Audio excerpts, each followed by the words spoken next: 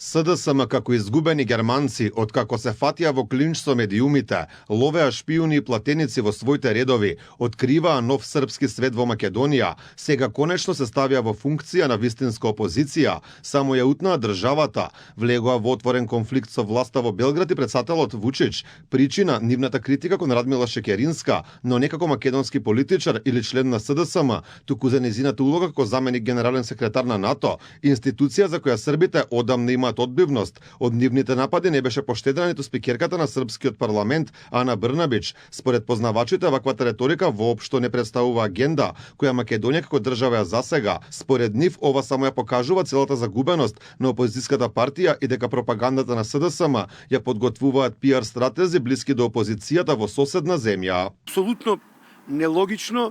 затоа што влегуваат во битка каде што и нив како политички субјект не им е потребно, плюс влегуваат во една битка помеѓу земја која воопшто не е членка на НАТО и си ги брани на некој начин своите државни интереси и функционер на европско ниво. Од друга страна, ова само ја потврдува она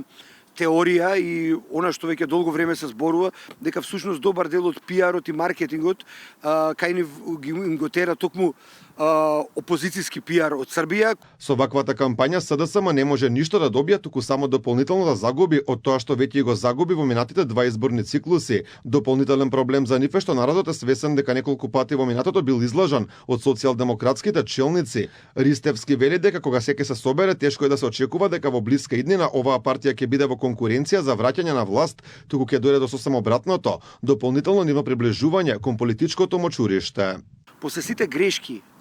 и киксови и после сите апели за промена на структури, промена на реторика, промена на едноставно политичко размислување и агенда која го има,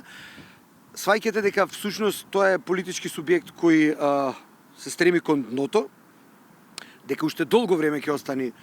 дел од опозицијата, а со ваквата реторика мислам дека ги губи и симпатиите на тоа просрпско население или население со српско етничко потекло, затоа што во основа се меша во внатрешните работи на соседна држава. Последниот период СДСМ доста често се занимава со Александар Вучич и владачката партија во Србија СНС, како и нивната внатрешна политичка состојба. Во последните две соопштенија на оваа тема решија да го критикуваат српскиот председател, дека според нив навредливо се однесувал кон Радмила Шекеринска, а преку друго соопштение со напад кон председателката на српскиот парламент Ана Брнабич решија да порачаат дека СНС не била српскиот народ, ниту Александар Вучич бил Србија.